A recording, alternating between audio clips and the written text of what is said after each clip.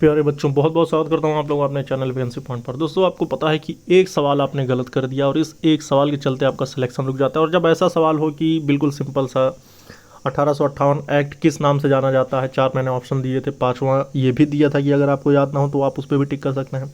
तो आप जितने भी एग्जाम दे रहे हैं, चाहे वो बिहार में होने वाले कोई भी एग्जाम हो, चाहे वो टीचर का हो, चाहे पुलिस का हो, चाहे SSC GD का हो, चाहे UPSI का हो, चाहे यूपी पुलिस का हो, तो इसके बीच से लगभग आपको 4 से 5 क्वेश्चन देखने को मिलते ही मिलते हैं। इसलिए ये बहुत इंपॉर्टेंट टॉपिक है।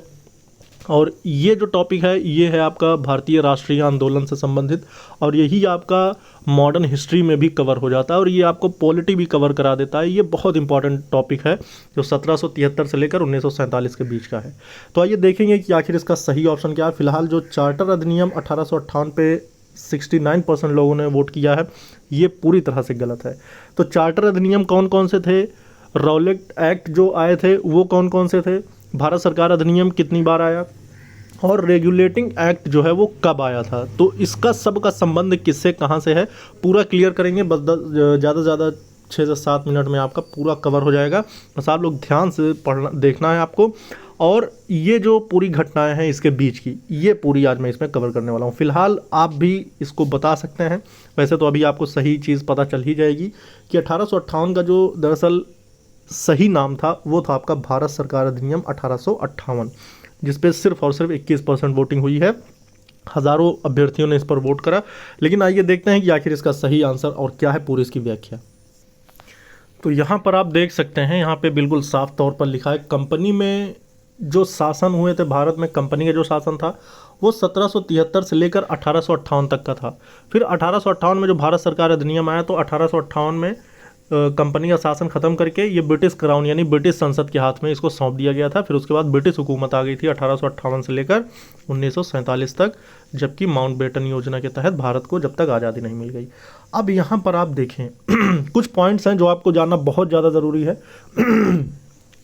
तो अगर भारत में बात करें कि कंपनी का जो शासन की शुरुआत थी, ब्रिटिश ईस्ट इंडिया कंपनी वर्ष 1600 में एक व्यापारिक कंपनी के रूप में स्थापित हुई थी और वर्ष 1765 में एक शासकीय निकाय में बदल गई। शुरुआत तो उसकी 1600 ईस्वी में हुई थी, लेकिन उसका जो शासन शुरू हुआ था वो 1765 में हुआ। अब यहाँ पर देखें कि आंतरिक मामलों में कैसे कंपनी का हस्तक्षेप रहा। 1764 के बाद ईस्ट इंडिया कंपनी को बंगाल, बिहार, उड़ीसा की दीवानी यानी कि राजस्व एकत्र करने में अधिकार मिल गया और धीरे धीरे यह मामलों में भारतीय मामलों में हस्तक्षेप करने लगी। फिर प्राप्त शक्ति द्वारा शोषण कैसे करने लगी। 1765 से 72 की ईस्वी में सरकार की व्यवस्था में द्वैत शासन देखा गया, जहां कंपनी के पास अधिकार तो थे लेकिन कोई जिम्मेदारी नहीं थी, जबकि इसके भारतीय प्रतिनिधियों के पास सभी जिम्मेदारियां थी लेकिन कोई अधिकार नहीं था। इसका परिणाम नहीं, मतलब कि बहुत इसको आप डीप अगर जाएंगे। फिलहाल हम बात करेंगे सबसे पहला जो एक्ट पारित किया गया था, जो संविधान की दृष्टि से बहुत ज़्यादा इंपॉर्टेंट है। तो पहला जो एक्ट पारित किया गया था 1773 में, उसे रेगुलेटिंग एक्ट कहा गया था। रेगुलेटिंग एक्ट के तहत कुछ इंपॉर्टेंट चीज़ें थी, जैसे अधिकार कंपनी के पास सुरक्षित किया गया, भारतीय मामलों पर पूरी तरह से नियंत्रण दिया गया और गवर्नर जनरल का भी परिचय इसी में हुआ था। अब यहाँ पर देखें तो बंगाल में प्रशासन जो था वो गवर्नर जनरल और 4 सदस्यों वाली एक परिषद द्वारा चलाया जाना था। वारेन हेस्टिंग्स को बंगाल का पहला गवर्नर जनरल नियुक्त किया गया, ठीक है। फिर उसके बाद बॉम्बे और मद्रास के गवर्नर अब बंगाल के गवर्नर जनरल के अधीन कार्य करने लगे। उसके बाद तभी सुप्रीम कोर्ट की स्थापना की गई। और ये जो सुप्रीम कोर्ट था, इसके बारे में आप थोड़ा सा अगर समझने की कोशिश करें तो यहाँ पर बंगाल में एक सुप्रीम कोर्ट ऑफ जुडिशरी की स्थापना की जानी थी, जिसमें अपीलीय क्षेत्राधिकार शामिल थे, जहां सभी मामलों के निवारण की मांग की जा सकती थी। अब ये जो सुप्रीम कोर्ट था, इसमें एक तो मुख्य न्यायाधीश और 3 अन्य न्यायाधीश शामिल थे। 1781 में अधिनियम में संशोधन, जिसे सेटलमेंट अधिनियम 1781 कहा गया। जो रेगुलेटिंग एक्ट आया था 1773 वाला, उसमें जो सुधार करने थे, तो सुधार करने के लिए 1781 में अधिनियम लाया गया, जिसे सेटलमेंट अधिनियम 1781 कहा गया था, ठीक है। तो संशोधन किया गया। गवर्नर जनरल, परिषद तथा सरकार के कर्मचारियों को अपने कर्तव्यों का निर्वहन करते समय यदि कोई कृत्य करते हैं तो उन्हें अधिकार क्षेत्र से छूट प्रदान की गई थी। फिलहाल पहली बात करें तो 1773 का अधिनियम आया था, जो रेगुलेटिंग एक्ट था। फिर सेटलमेंट अधिनियम आया था, जिसको कहा गया 1781 का अधिनियम। फिर उसके बाद 1784 में आया पिट्स इंडिया एक्ट। ये जो पिट्स थे, ये दरअसल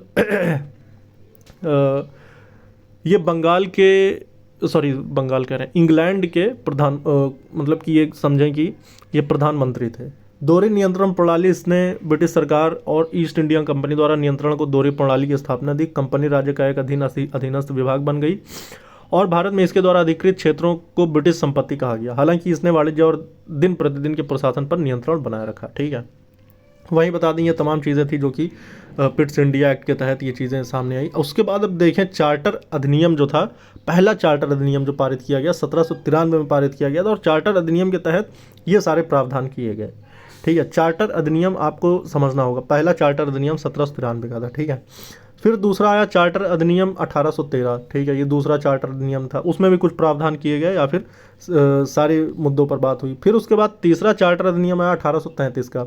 अब इस चार्टर अधिनियम को अगर आप देखें तो कंपनी जो थी हर 20 साल में तमाम चीज़ों का मतलब एक वो करती थी, 20 साल का इनका मतलब मामला लीज पर लेने के लिए। जैसे यहाँ पर देखो कंपनी को प्रदान की गई 20 साल की लीज चार्टर एक्ट 1813 वाली जो बात थी, जिसमें प्रदेशों पर अधिकार एवं राजस्व संग्रह करना शामिल था, को आगे बढ़ा दिया गया था। यानी 20 साल पर लीज पर लिया गया था तमाम चीज़ों की जिम्मेदारी के लिए, लेकिन 20 साल पर उसके बाद भी इसको बढ़ा दिया गया था। ठीक है, फिर यहाँ पर अगर आप देखते जाए तो विलियम बेंटिक जो थे भारत के पहले गवर्नर जनरल इसी में बनाए गए थे। ठीक है, फिर उसके बाद चार्टर अधिनियम 1853 भी आया।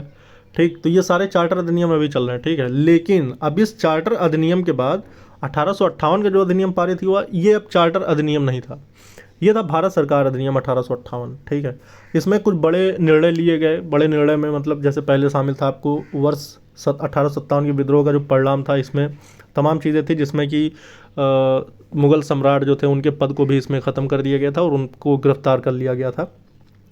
बहादुर शाह जफ़र या बहादुर शाह द्वितीय कह सकते हैं उन्हें। तो 1858 का जो अधिनियम था ये भारत सरकार अधिनियम था, और उसके बाद इसमें गवर्नर जनरल के पद को ख़त्म करके वायसराय नियुक्त किए गए। पहला वायसराय बनाया गया था इसमें, और जो पहला वायसराय बनाया गया था ये आप देखें तो कैनिंग को बनाया गया था। तो कंपनी के शासन, अच्छा हाँ, इसमें कंपनी के शासन को भी अंत कर दिया गया था, और पिट्स इंडिया एक्ट द्वारा शुरू की गई दोहरी प्रणाली का भी इसमें अंत कर दिया गया, और भारत को राज्य के सचिव और 15 सदस्यों के एक परिषद के माध्यम से क्राउन के नाम पर शासित किया जाने लगा। तो इसमें ये चीज़ें क्लियर की गई कि अब जो है कंपनी के हाथ में किसी प्रकार का वो नहीं होगा। अब सारा जो शासन प्रणाली देखी जाएगी वो जो है किसके द्वारा देखी जाएगी, ब्रिटिश संसद के द्वारा। तो भारत के प्रथम वायसराय जो बनाया गया था ये आपके वायसराय कैनिंग को बना दिया गया था। ठीक है, अब यहाँ पर देखें आपकी कंपनी शासन के दौरान गवर्नर जनरल द्वारा किए गए जो तमाम सुधार थे वो सारी चीज़ें इसमें लिखी हुई हैं। तो जिसने जो किया था उन सभी का यहाँ पर पूरी तरह से निस्तारण किया गया। तो फिलहाल अगर आप देखें यहाँ पर तो शुरू से मैं एक बार और आपको दिखाना चाहता हूँ सिर्फ एक रिवीजन के तौर पर। तो पहला अगर आप देखें तो यहाँ पर सबसे पहले 1773 का रेगुलेटिंग एक्ट आया था, फिर उसके बाद पिट्स इंडिया एक्ट 1784, लेकिन इसके बीच में 1781 में एक और एक्ट आया था जिसको सेटलमेंट एक्ट 1781 कहा गया, जो कि 1773 रेगुलेटिंग एक्ट का जो सुधार था उसको। पिट्स इंडिया एक्ट 1784 में आया। फिर चार्टर अधिनियम 1793 आपको देखने को मिला, फिर चार्टर अधिनियम 1813, फिर 1833 में भी आया, फिर उसके बाद चार्टर अधिनियम आपका 1853 में भी आया, मगर फिर भारत सरकार अधिनियम 1858 आया। उम्मीद करता हूँ कि ये सारी जानकारी आप लोगों को बेहद ज़्यादा, और वैसे तो ये बहुत ज़्यादा हेल्पफुल है ही, लेकिन इसके साथ साथ आपको ऐसे बहुत ही सारे स्टडी की पॉइंट आपको यहाँ पे मिलते रहेंगे। आप लोग चैनल को ज़रूर सब्सक्राइब कर लें, जो कि आपके एग्जाम के पॉइंट ऑफ व्यू से बेहद ज़्यादा इंपॉर्टेंट होंगे। इस वीडियो में था दोस्तों, जय हिंद जय भारत।